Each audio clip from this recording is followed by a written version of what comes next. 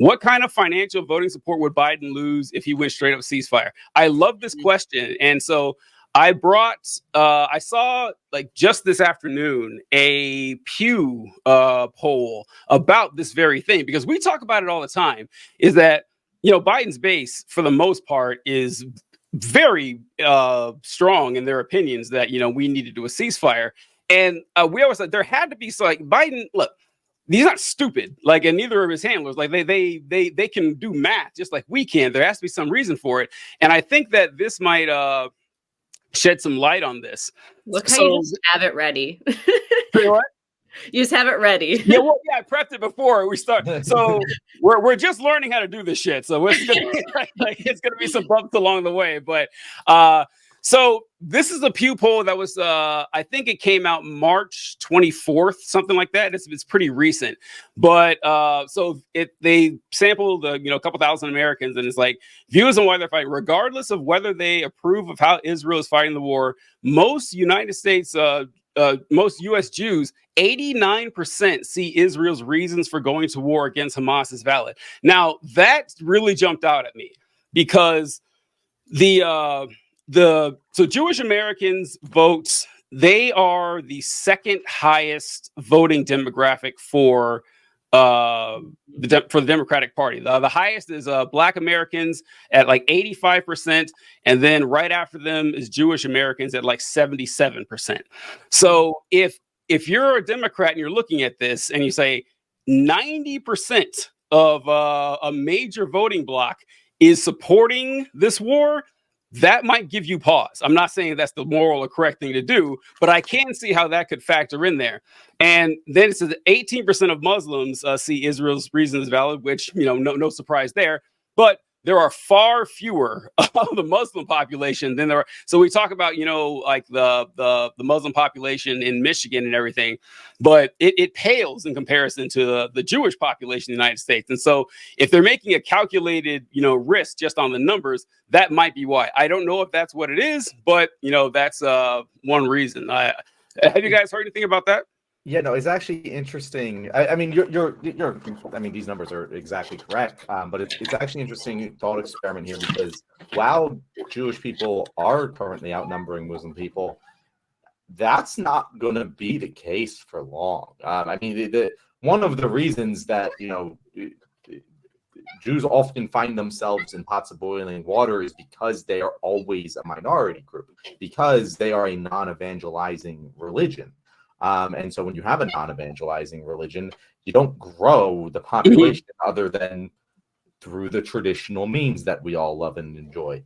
But the Muslims, like, they're going to continue to come here through immigration, because it's not like Jews are going to be, we have all of the Jews, like we have the highest Jewish population in the entire world. It's not like they're going to be coming from other areas like Muslims are, and they're not going to be evangelizing their religion and spreading it in the way that Muslims are. And so, like, yeah, these numbers are true now, but like in a generation, I would actually not be surprised if Muslims were a much larger portion of the American voting public. And that could really, I mean, I guess it won't bite Democrats in the ass, because, well, they're still better than the Republicans on this issue. Well, but like, and you're not worried about Biden. You're not worried about 20. You're worried about. No, that's true. You're barely worried about like 18 months. Yeah, like, yeah. So you're lucky if you make it through every morning. Biden wakes up and goes, "I did it." Yeah. So if you're looking at it for like the upcoming election, the numbers very clearly skew one way. What do you think about this, Gigi? I was thinking, like, if this is enough of an issue for them to be like, I'm definitely not voting blue, or I'm definitely not, going to, like, it's how much it's going to impact the Biden losing or whatever. Like, I'm curious if that would be enough of an issue where they'd be like, and what would they do? Would they go vote red? Like, no, I think they do. Like, I think they do. Like, what would happen if there was a call for a ceasefire? How serious would it be, and would it be enough for them to then, not vote or vote different, or what?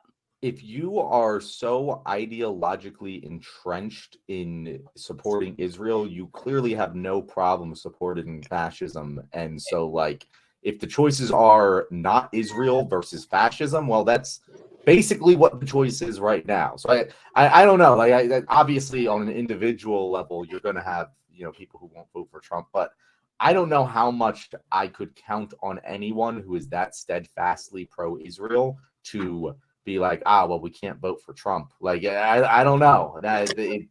Well, I think that if you're because the Jewish Americans are staunchly liberal, and so I guess it would depend if that's a single issue to trump everything else, and I don't know if it would be, because everything else about the Republican Party is absolutely repulsive. I would think they'd be more in the stay home group. I don't know.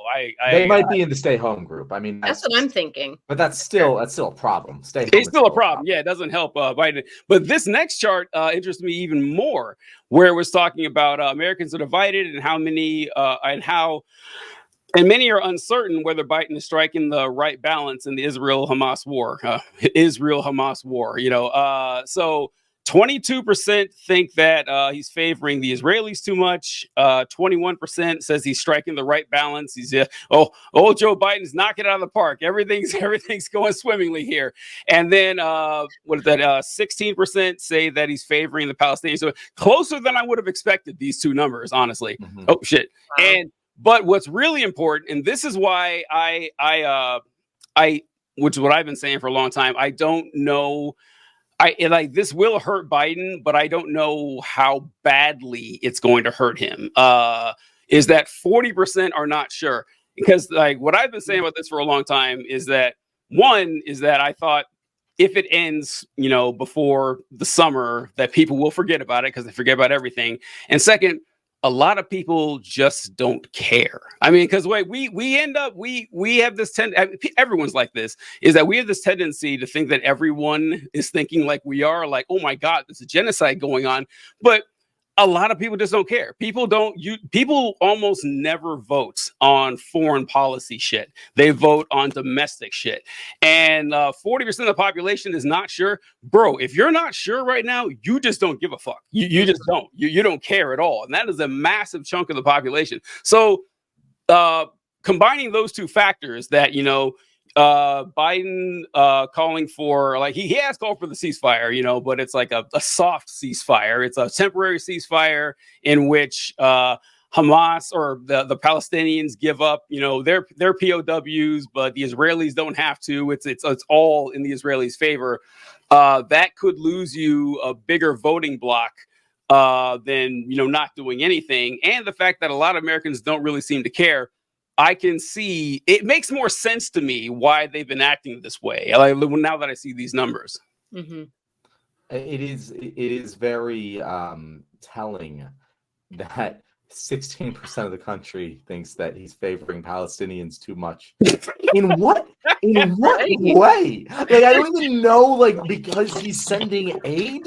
What is he doing to help Palestinians? He hasn't done anything to help Palestinians besides sending aid. What does that even mean? It's like we mentioned a lot of times. It's like 60 years of propaganda on this. I remember when Obama was president, I had conservatives I knew who were saying that, well, Obama is anti-Israel.